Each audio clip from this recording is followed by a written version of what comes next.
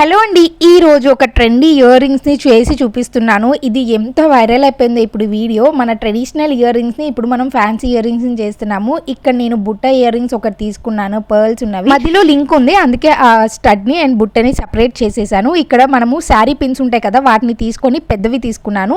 Cutting బ్లేడ్తో ఇట్లాగా మనము you షేప్లో పెట్టుకోవాలి. అండ్ దెన్ ఇక్కడ నేను వైట్ పర్ల్స్ ఉన్నవి తీసుకున్నా కదా, అందుకే ఇక్కడ నేను వైట్ బీడ్స్ని ఎక్కిస్తున్నాను. ఇక్కడ వైట్ బీడ్స్ని నేను చూపించినట్లుగా పిన్ లోపలికి పెట్టేసుకొని ఒక 5 బీట్స్ ఎక్కించిన తర్వాత ఈ వైట్ పర్ల్లో ఉన్న ఈ బుట్టని ఎక్కించేసాను. అంతేనండి, ఇంకా మనము పిన్నీస్ని సెట్ చేయటమే.